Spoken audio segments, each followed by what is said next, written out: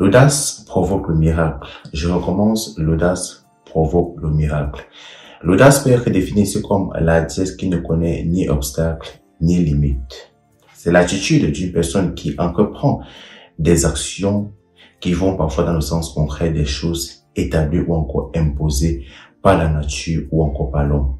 Chers frères et sœurs en Christ, il nous arrive de traverser des moments difficiles dans notre vie, que ce soit sur le plan physique, émotionnel ou encore spirituel, que ce soit sur le plan professionnel, social ou familial.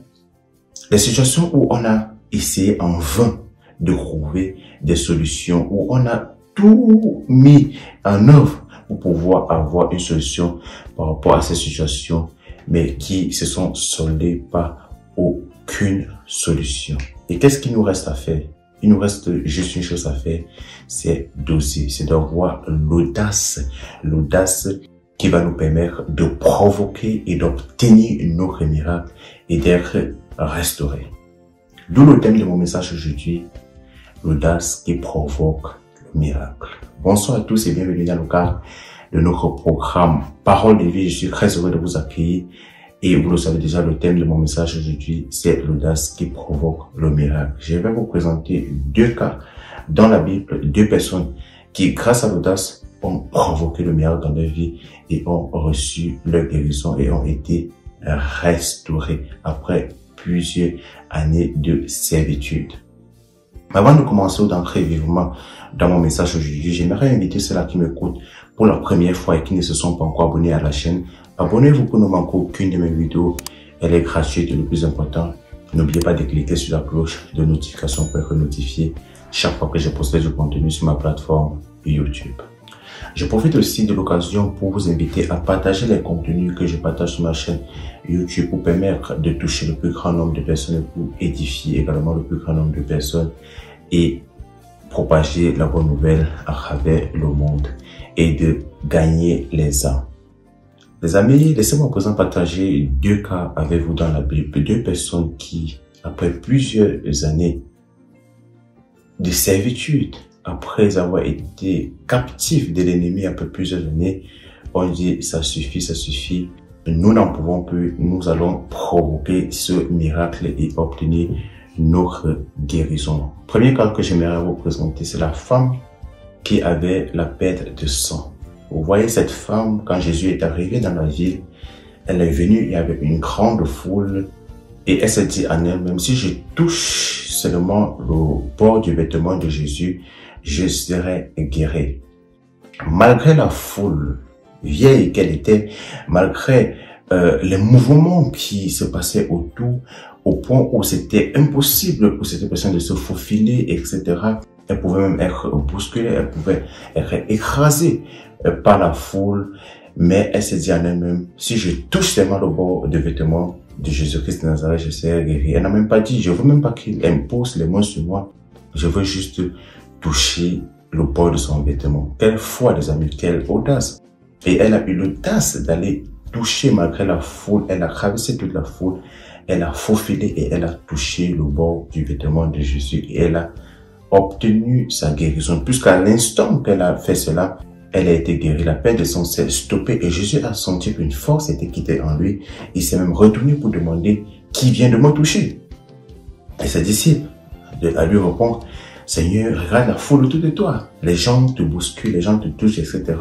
Comment tu peux dire qui m'a touché? C'est comme ça que la femme ayant eu peur est venue et a expliqué la situation à Jésus. Et Jésus a dit, ma fille, va, sois bénie, ta foi t'a sauvée. Et c'est comme ça que cette femme a été guérie. Vous voyez, les amis, malgré la foule, si c'était une autre personne, il allait dire non, vraiment, avec toute la foule qu'il y a, je suis fatigué, je suis malade, les gens vont me bousculer, peut-être qu'on va m'écraser là-bas. Non. La femme a dit, aujourd'hui c'est mon jour. Égal qui est la foule ou pas, égal le nombre de personnes qu'il y aura là-bas, je veux seulement toucher le bord de son vêtement. Elle est partie, elle a touché le bord de son vêtement et elle a été guérie. Deuxième cas que je vais vous présenter, c'est encore un malade. Un malade qu'on a amené sur une civière. Il y avait également une grande foule et il ne pouvait pas passer parce que c'était impossible avec la foule, etc. et le tumulte.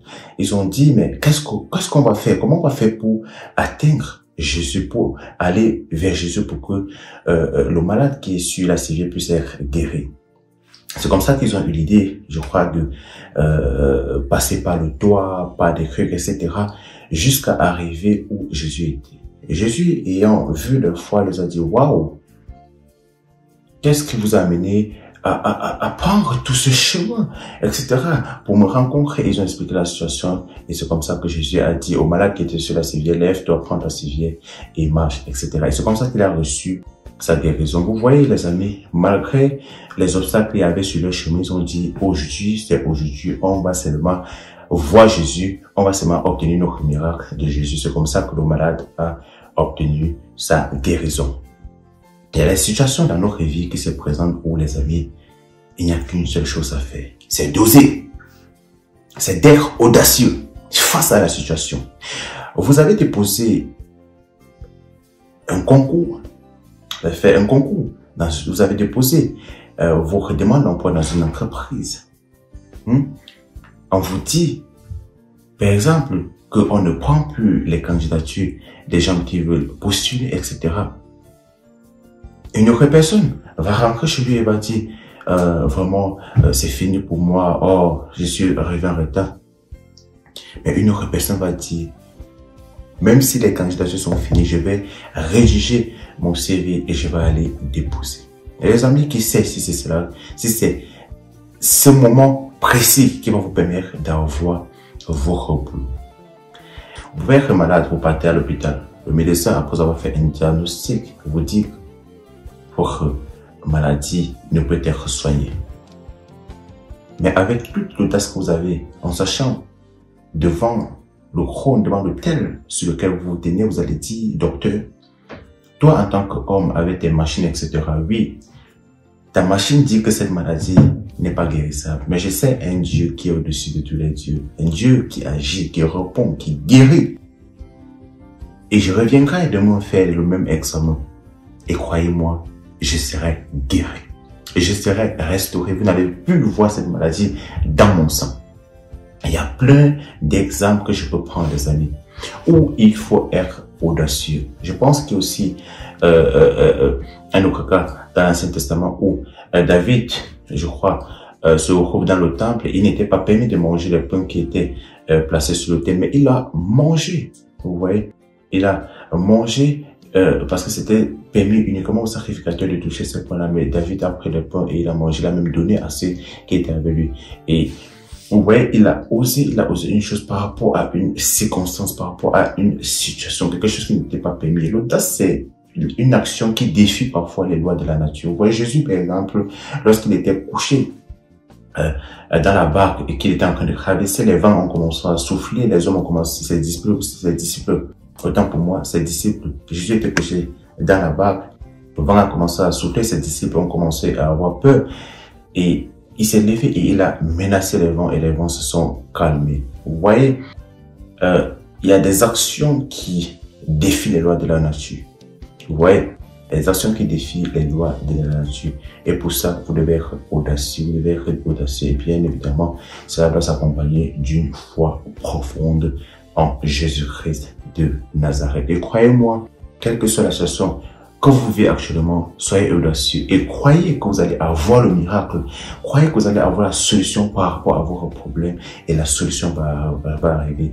La solution va arriver et vous allez avoir votre miracle et vous serez restauré. C'est le message que je voulais partager avec vous dans le cadre de cette vidéo. Si cela vous a plu, partagez autour de vous pour toucher, pour bénir le plus grand nombre de personnes. Si vous ne vous êtes pas encore abonné à la chaîne jusqu'ici, abonnez-vous pour ne manquer aucune de mes vidéos. Elle est gratuite. Et n'oubliez pas d'activer sur la cloche de notification pour être notifié chaque fois que je poste du contenu sur ma plateforme YouTube. Je vous donne rendez-vous une prochaine fois avec une nouvelle vidéo. Qu'est-ce que vous en pensez par rapport au thème que je viens de partager avec vous? Vos avis en commentaire, cela me fera énormément plaisir de savoir ou encore de dire ce que vous en pensez par rapport à tout ce que j'ai dit dans cette vidéo. Je vous donne rendez-vous une prochaine fois avec un nouveau thème. Portez-vous bien et prenez soin de vous. Shalom.